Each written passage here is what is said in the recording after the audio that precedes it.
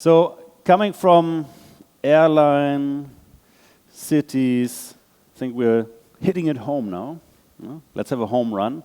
Having the next session talking about our smart home. And well, there's I think a couple of things that obviously everything inside our house and our home gets a little bit more electrified, a little bit more, having our data at home as well. But it also will include one of the talks as well.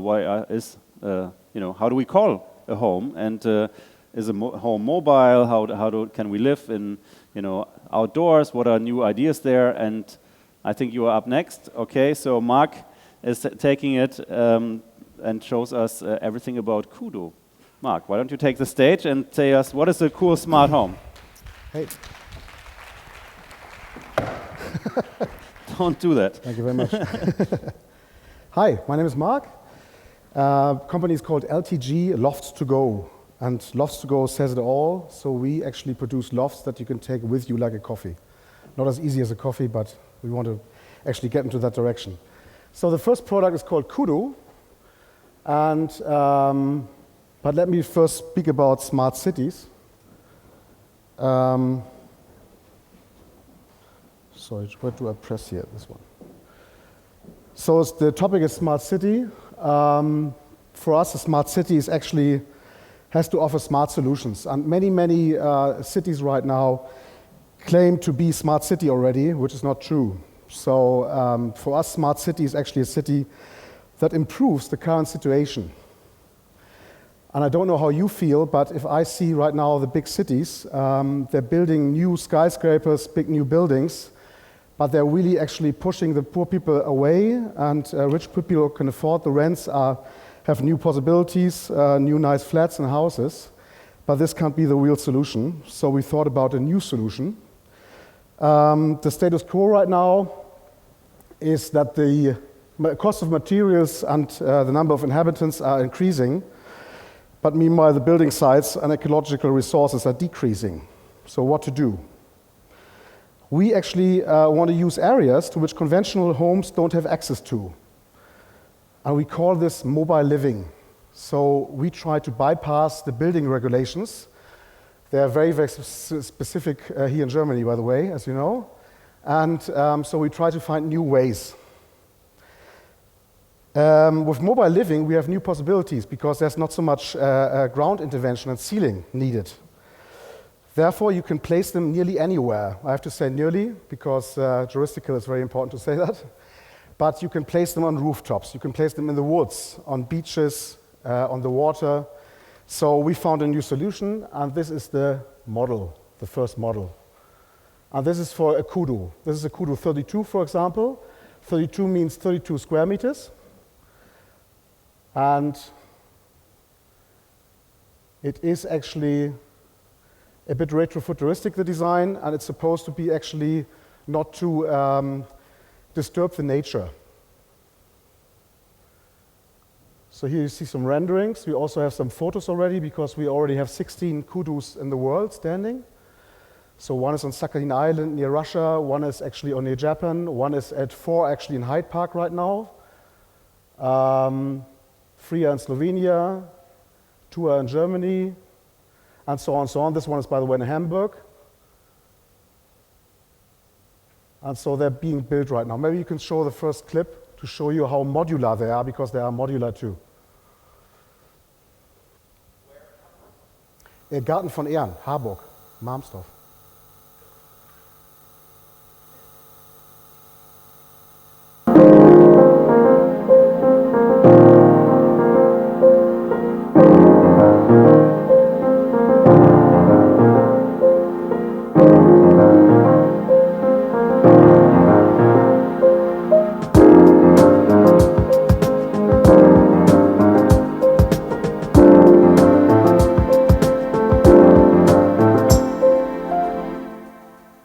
This was starting with a 32, becoming a 64, so 64 square meters, and then 96, and then actually 96 vertical, so double-decker.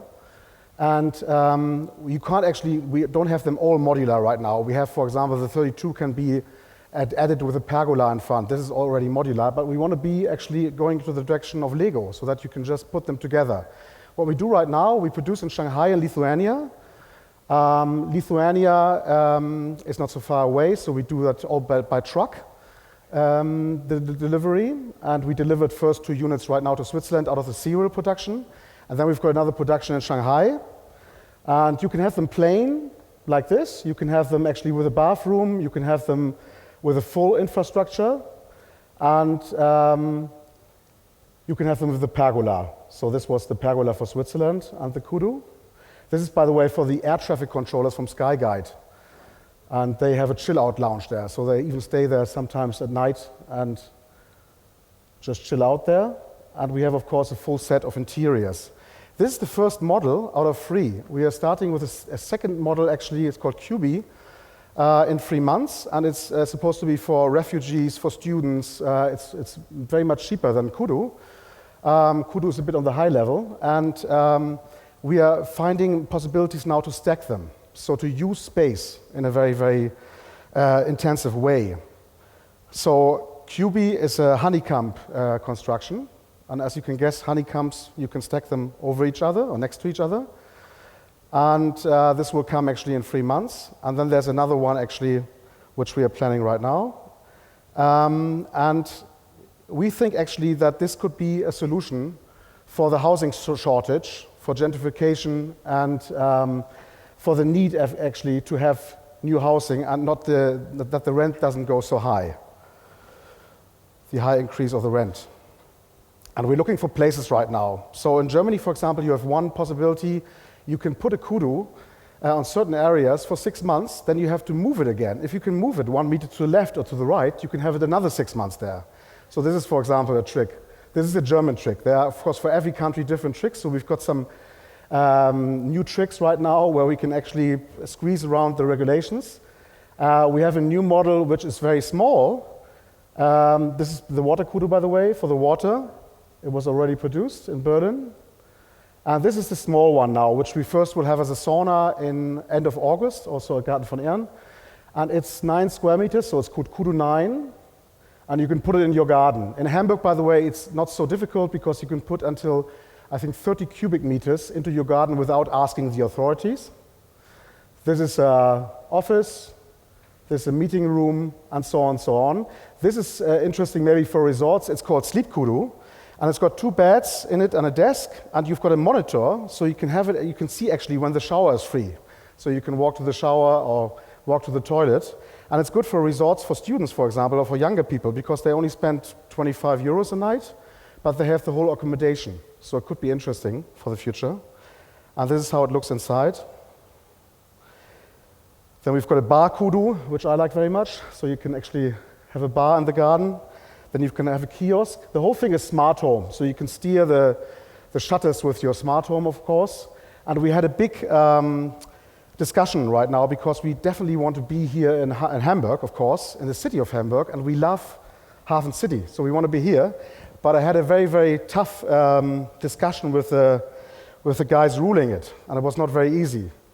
And an assistant of the guy, actually, who I think who's one of the major rulers of the Hafen City, tried to tell me, no, Mr. Schmiedel, no way, this doesn't happen here, you can forget it, and so on and so on. So I said, no, we have to have it.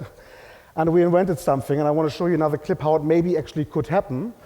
Because they said first, the flood is actually very, very difficult here. So you have to have Kudus which actually can move. You can move quickly.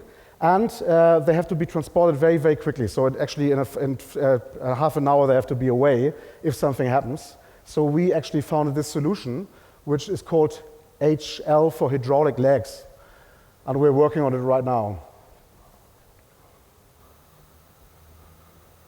So you push your smartphone again, and you can actually move your Kudu into the air.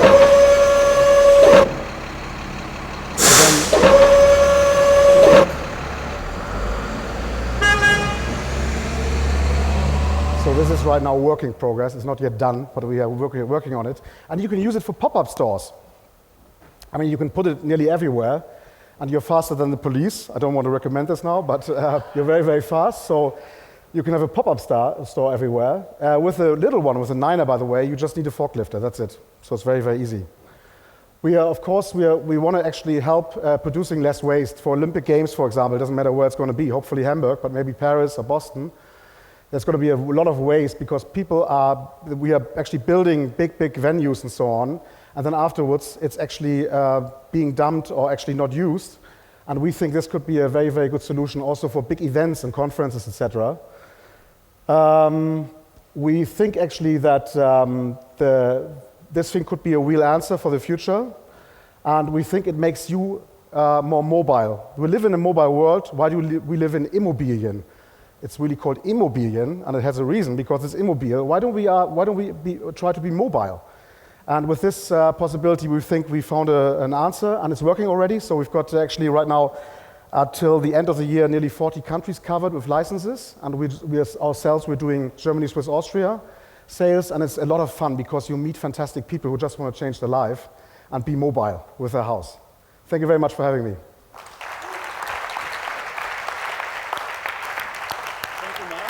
Amazing. I want one. So yes, you get one. we got the sauna. Okay.